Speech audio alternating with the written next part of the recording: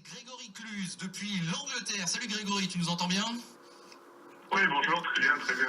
Merci pour votre invitation. Non, mais tu l'as mérité, Grégory, en direct depuis Mallory Park en Grande-Bretagne, où tu es installé, puisque tu es, cette année, champion du monde de sidecar. Alors là, c'est un mot que tout le monde connaît, le sidecar. Tu n'es pas pilote, tu es le passager.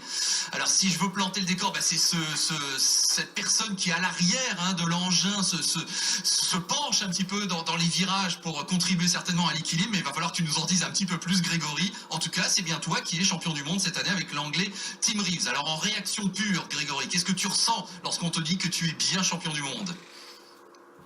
C'est toujours, c'est vraiment assez spécial. Moi, je peux pas être plus heureux puisque j'ai commencé les courses il y a 14 ans. Et donc, forcément, c'est vraiment un feeling assez spécial. Et je suis très heureux d'être passé après Alain Michel. Donc, c'était le seul champion du monde français qu'on avait en 1990. 24 ans, ouais. Donc, c'était vraiment une très grande émotion. Ça a été une longue saison. Mais voilà, on a réussi à marquer des points sur chaque course, on a gagné à plusieurs courses, donc voilà, on a réussi à le faire et je peux vraiment pas être plus heureux. Bon, alors, le sidecar quand même, Grégory, là je profite de ta présence. C'est quoi exactement un sidecar? Comment ça fonctionne? Et ensuite, toi, tu devras bien nous dire effectivement ce qu'est un passager et quel est son vrai rôle. Est-ce que tu peux nous faire cette leçon un petit peu de vulgarisation?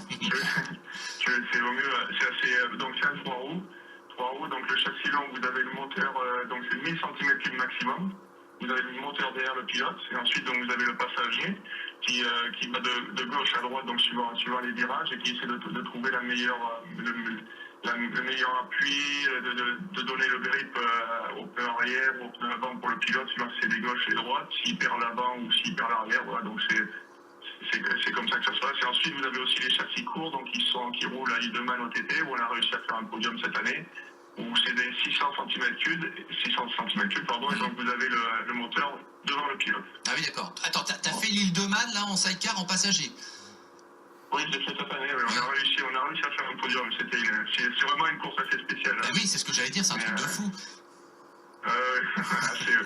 Donc on a réussi à faire un podium. On n'était pas prêt comme on l'aurait voulu, mais sur la première course, on a réussi à faire un beau podium, mais c'était le premier podium pour un Français, donc j'étais vraiment très content avec ce résultat-là. Alors écoute Grégory, quand même, on voudrait en savoir un petit peu plus. Comment on devient passager dans un sidecar? Qu'est-ce qui t'a mené jusqu'à à ce rôle? Comme la plupart en général des pilotes ou des passagers, j'ai commencé avec mon père, qui roulait donc en sidecar depuis quelques années. J'ai roulé avec lui jusqu'en 2005. Oui. Ensuite, j'ai roulé avec Sébastien Delannoy, donc un Français qui a été plusieurs fois champion de France. Et ensuite, j'ai décidé de pousser un petit peu, d'aller voir un petit peu plus loin. Donc, je suis parti en Angleterre, puisque le niveau mondial est quand même, le niveau est très élevé en Angleterre en ce qui concerne le side. Et donc, j'ai réussi à signer un contrat avec le pilote qui roulait devant à ce moment-là, qui était Tim Reeves.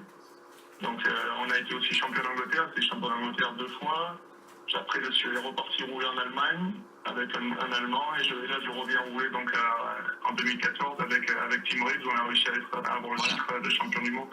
Alors lui c'est son 5e titre en ce qui le concerne. Toi c'est ton premier, tu avais déjà terminé 2 fois 2e et là ça y est tu es champion du monde officiel de sidecar. Alors Grégory Cluse quand même, on profite de ta présence parce que comment ça se passe concrètement? Parce qu'on voit tous l'image, mais à chaque fois, on se dit, mais c'est vraiment un truc de folie, parce que tu n'es pas vraiment attaché, on est bien d'accord. Tu te penches dans les virages et tu es retenu par la main, quoi.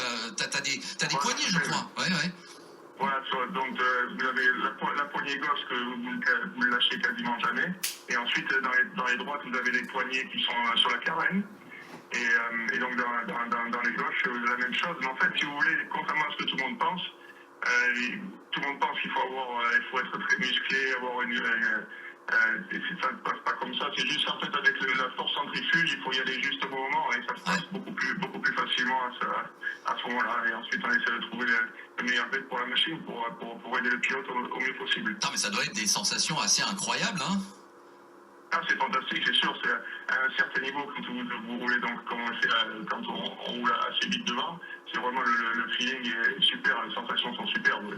Bon, alors... Juste entre la glisse et entre Alors, il y a quand même quelque chose qu'on va pas occulter, Grégory, et tu me pardonnes si je te pose la question, c'est qu'on sait que c'est dangereux, qu'il y a des accidents, qu'il y a même des décès. C'est arrivé cette année, je me permets de le dire. Alors, ça ne change rien, c'est bien toi qui es champion du monde passager, mais qu'est-ce que tu ressens quand tu sais quand même qu'évidemment, c'est pas anodin cette activité? Non, c'est sûr, il y a eu déjà des accidents, malheureusement, comme vous l'avez dit, cette année, ça a été assez dur pour le sidecar, surtout que c'était un de mes anciens équipiers, donc c'est très dur, ça a été dur, mais voilà, bon, comme tous les sports mécaniques, c'est dangereux, mais voilà, très sincèrement, après, comme la plupart des pilotes, on n'y pense pas quand on est sur la machine. Hein.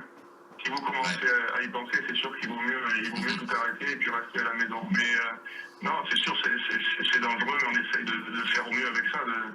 Mais cette année a été assez dure. Oui, c'est vrai de perdre un de nos amis au Saxon.